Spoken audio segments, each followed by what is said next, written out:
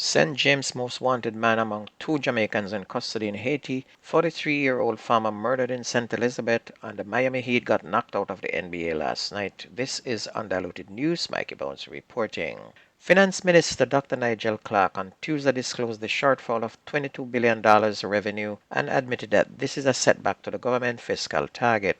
According to Dr. Clark, the main contributor to the shortfall was corporate income tax, which was $14.3 billion lower than programmed for the fiscal year. He added that several entities and individuals who filed did not make the indicated tax payments within the required timeline. And I would say people don't believe that taxes was the cause. The cause was the millions and millions that the ministers got for raise, and the minister did not calculate where the money was coming from to cover it. Meanwhile, the most wanted man in St. James is among two Jamaicans in custody in Haiti awaiting extradition. 25-year-old O'Shane Francis, otherwise called Brokan, who was being sought on multiple charges of murder, and 31-year-old Jason Latouche were apprehended in a commune 26 kilometers south of Cap Haitian last week Wednesday. Haitian National Police spokesperson Arnold Jean said the men were reported to the police by local residents who suspected that they were armed. Mr. Jean says Interpol is facilitating the extradition of Francis and Latouche back to Jamaica, and the timeline for their transfer is yet to be determined. 2 firearms and 17 rounds of ammunition were seized during a multi-agency coordinated raid in Grand Spence St. Andrew yesterday. The St. Andrew North Division, along with other divisions, conducted an operation between the hours of 4:30 a.m. and 8 a.m. in the Cruiser Gully community. During the operation, a shotgun, a 9mm pistol, 5 shotgun cartridges, and 12 9mm cartridges were seized, police said. One man was taken into custody in relation to the seizure. However, his identity is being withheld pending further investigations. At least one person has died as a result of injuries sustained in a 3-vehicle collision on the PJ Patterson Highway Tuesday afternoon. That is 42-year-old Kevin Rose of a Guys Hill address in St. Catherine. According to reports, the accident involved 2 white Toyota Probox motor car and a white truck. The 3 vehicles were said to be traveling in an easterly direction when, upon reaching the vicinity of the highway, the motor truck collided into one of the Probox motor cars. As a result of that impact, the Probox collided into the rear end of another Probox motor car, causing Rose to be flung from the vehicle. He received injuries to the head and was pronounced dead at the Maypen Hospital. The other 2 drivers were treated at hospital and released. Meanwhile, the main suspect, who was wanted in relation to the fatal shooting incident that left 7 children shot during a birthday celebration in Craigtown in West Kingston 4 years ago, has been charged. In the violent attack, 2 of the kids died. Kingston Western Police Senior Superintendent Michael Phillips announced on Wednesday afternoon that a breakthrough in the investigations into the April 2020 incident had been made, and Javon Hall, a 26-year-old fisherman from Poyot Street in Kingston 12, has been charged. Alan Thompson, 15 years old, Javon Christie, 17, both of Clarence Lane, are the victims of the alleged murder. And this man was charged with 2 counts of murder, 5 shooting with intent, unlawful possession of firearm and ammunition.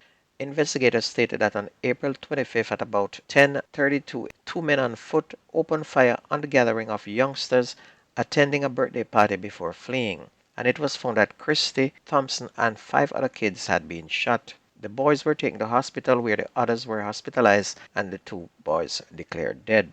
And for a moment, just think of attending a birthday party and someone just opened fire on the crowd. Think about that for a moment and just let that sink in.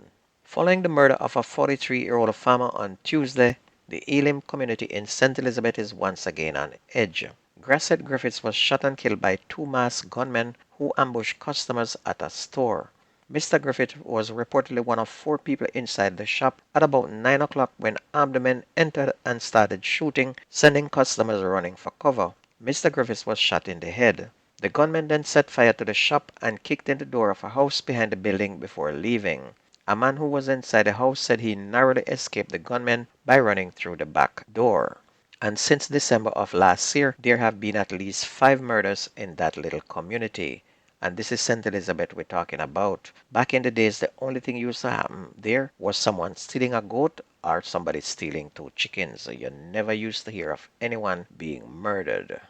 A bartender was shot dead on her second day on the job in New Green, Manchester during a reported armed robbery. The incident took place yesterday afternoon.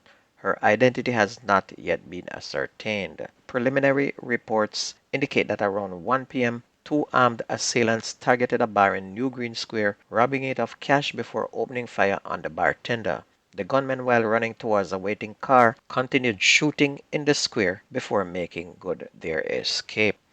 Onto sports. In a bid to be part of the FIFA Under-17 World Cup on a consistent basis, Jamaica Football Federation President Michael Ricketts is now urging the Jamaica Premier League clubs to place greater investment on youth players. In March, world governing body FIFA announced that the tournament, which was traditionally hosted every 2 years, will now be held annually beginning next year. It will also be expanded from 24 teams to 48, meaning that more spots will be allocated to more continental bodies, including CONCACAF, who previously had only 4 spots. The JFF also recently launched an Under-17 competition which is set to begin this month, which will be contested by clubs in the nation's top flight. And Jamaica should have a good Under-17 team, especially with the very competitive DaCosta Cup and Manning Cup teams that comes out every year. NBA, the Boston Celtics pounded the short-handed Miami Heat 118-84 last night, knocking out their longtime rivals in 5 games and advanced to the Eastern Conference semifinal. In taking the series, Boston avenged its 2023 Conference Finals loss to Miami, which was a number 8 seed. Miami never stood a chance as their best players had to just sit and watch the game due to injuries. Missing starters Jimmy Butler, who has a knee injury, Terry Rose a neck injury, rookie star Jamie Jacques, his injury was a strange hip flexor, missed Game 5 as well. And Miami finished with fewer than 90 points in each of the last 3 games. That is just to show how dominant Boston Celtics were. New York Knicks, meantime, will hope to finish off the 76ers tonight and not make a mistake like on Tuesday when they lost the match due to a 6-second three-pointer that they could have prevented. And don't forget that the best news and sports takes place on this station. If you missed the news, please go to YouTube, type in Jamerican Undiluted News List, like, share, and subscribe to keep it going. That's news and sports. My name is Mikey Bones. I gone.